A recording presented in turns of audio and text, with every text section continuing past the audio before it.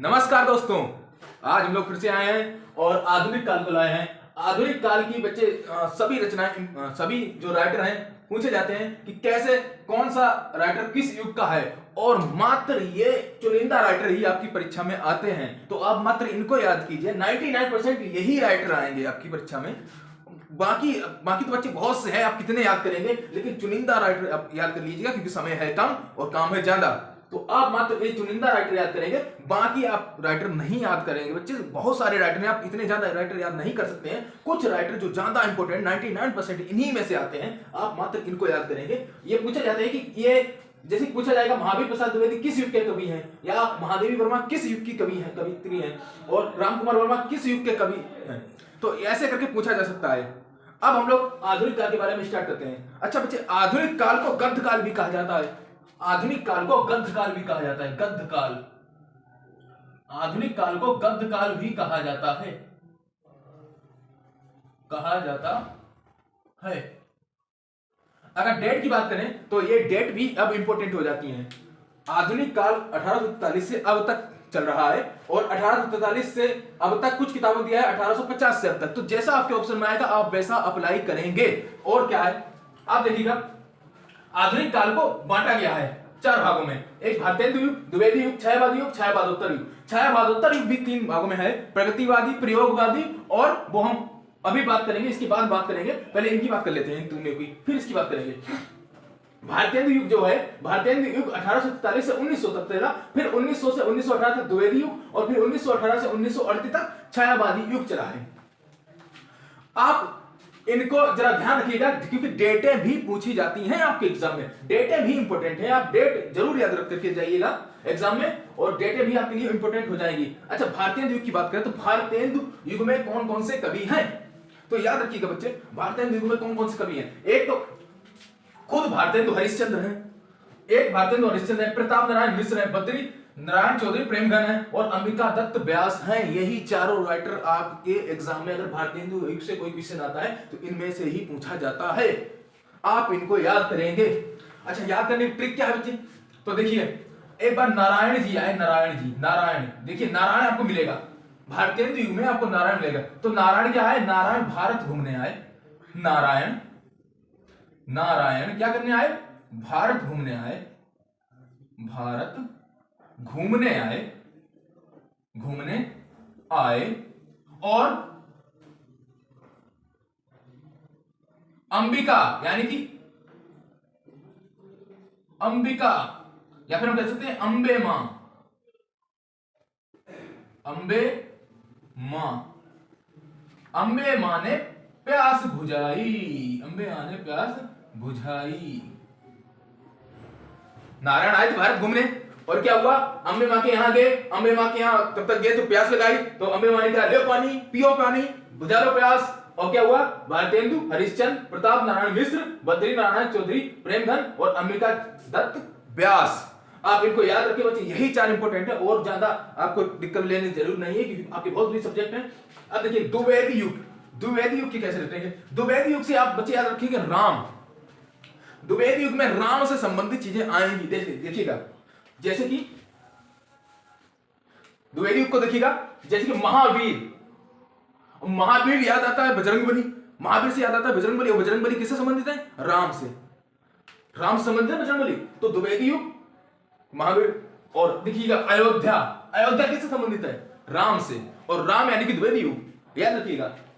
महावीर यानी द्विवेदी युग राम से संबंधित है, और अयोध्या यानी कि द्विवेदी युग वो भी राम से संबंधित, यानी कि जो भी राइटर ज्यादातर राम से संबंधित हैं वो किसमें जाएंगे, द्विवेदी युग में जाएंगे डायरेक्ट। आप इन चारों को ही याद रखेंगे, महावीर यानी कि आप इससे रिलेट करेंगे सीधे राम यानी कि द्विवेदी युग। अब अयोध्या, अयोध्या यानी कि राम अयोध्या के निवासी थे, और कहां, सीधे द्विवेदी। अच्छा, मैथिली, आप मैथिली से याद रखें मिथिला, मिथिला,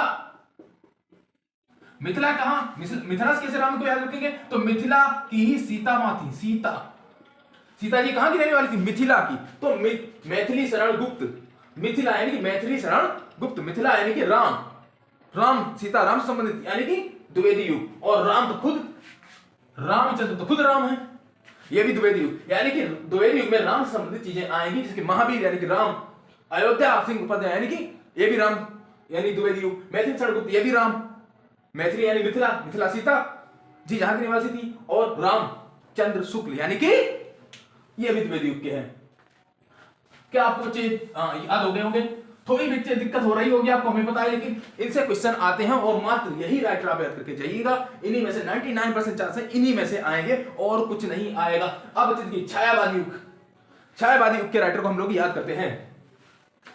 अब देखिएगा इसके लिए एक लाइन याद रखिएगा आप लोग, महादेव शंकर और राम ने, महादेव शंकर और राम ने, महादेव शंकर और राम ने सूर्य और सुमित्रा को, सूर्य और सुमित्रा को, सूर्य और सुमित्रा को क्या किया? छाया में आशीर्वाद दिया, छाया में आशीर्वाद दिया, आशीर्वाद दिया। अब देखिए ये आप देख रहे थे, महादेव शंकर और राम ने सूर्य और सुमित्रा को छाया में आशीर्वाद दिया।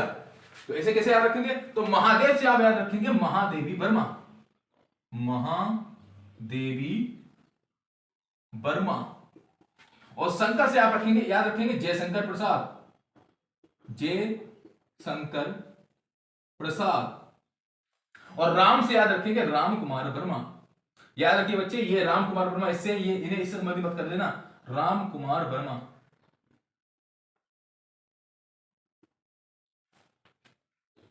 और सूर्य से आप याद रखेंगे सूर्यकांत त्रिपाठी निराला, सूर्यकांत त्रिपाठी निराला। सुमित्रा से आप लोग याद रखेंगे सुमित्रा नंदन पंत, सुमित्रा नंदन पंत। और छाया से आप याद रखेंगे छायावादी युग, छाया से आप याद रखेंगे छायावादी युग। याद रहेगा बच्चे? देखिएगा महादेव शंकर और राम ने सूर्य और सुमित्रा को छाया में आशीर्वाद दिया। तो महादेव से महादेवी वर्मा, शंकर से शंकर जयशंकर प्रसाद, और राम से राम कुमार वर्मा, और सूर्य से सूर्यकांत त्रिपाठी निराला, और सुमित्रा से सुमित्रा नंदन पंत। छाया से छायावादी युग के हैं ये। तो आपको ये सारे याद हो गए होंगे। अब हम लोग अच्छी बात करेंगे छायावादोत्तर की। अब हम लोग छायावादोत्तर की बात करेंगे जल्द ही, अभी बात करेंगे हम छायावादोत्तर।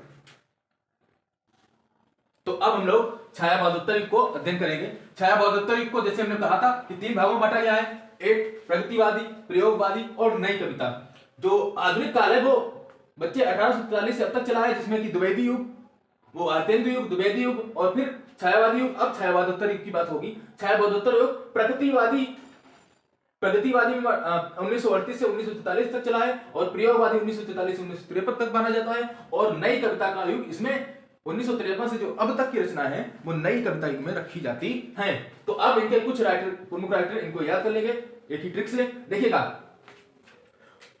सुनिए बच्चे, मान लीजिए कि एक राघव नाम का लड़का था। क्या था? राघव नाम का क्या था? लड़का था। अब राघव नाम का लड़का था तो वो क्या कर रहा था? राम वृक्ष के नीचे, राम वृक्ष के नीचे बैठ के क्या खा रहा था? पूरी खा रहा था। वृक्ष के नीचे, किस वृक्ष के नीचे? राम वृक्ष के नीचे क्या खा रहा था? पूरी खा रहा था, पूरी खा रहा था, पूरी खा रहा था, पूरी सब्जी रोटी, वाह मजेदार चीज खा रहा था। फिर क्या हो रहा था? और कब खा रहा था? दिन में बैठ के खा रहा था, दिन में याद रहेगा तुम्हें, दिनकर, दिन में से दिनकर।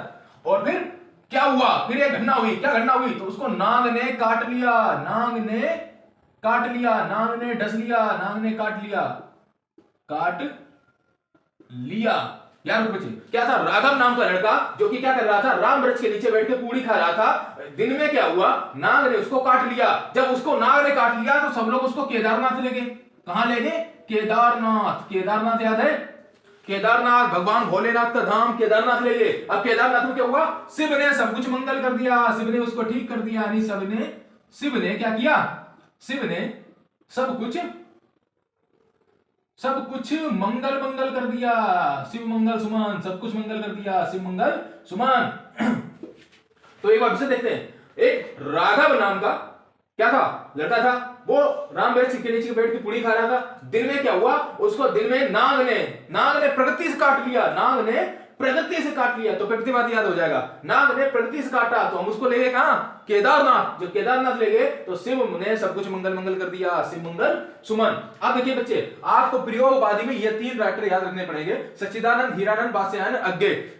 क्वेश्चन कभी कभी ऐसे पूछता है, अज्ञेय का पूरा नाम क्या है, अज्ञेय का पूरा नाम क्या है, तो आपको याद रखना पड़ेगा सच्चिदानंद, हीरानंद, वात्स्यायन, अज्ञेय और धर्मवीर भारती, गजानन माधव, मुक्तिबोध। अच्छा बच्चे, अगर आप पूछा जाए प्रयोगवादी के कवि कौन से, या फिर अभी कभी आपसे पूछ दिया है नई कविता की कवि कौन से, तो ये नई कविता में भी आते हैं। क्यों, क्योंकि देखिए बच्चे 1943 से 1953 की ही रचनाओं को रखा गया प्रयोगवादी में। अब 1953 के बाद भी तो इन राइटरों ने रचनाएं लिखी होंगी, उनको भी नई कविता युग में ही रखा गया। तो प्रयोगवादी और नई कविता युग के लिए आप यही राइटर याद कर लेंगे। ऑप्शन में प्रयोगवादी और नई कविता दोनों साथ साथ नहीं होते हैं, तो प्रयोगवादी और नई कविता में ये दोनों राइटर आएंगे, मतलब ये सभी राइटर आएंगे जो प्रयोगवादी के हैं और जो नई कविता के हैं, ये भी।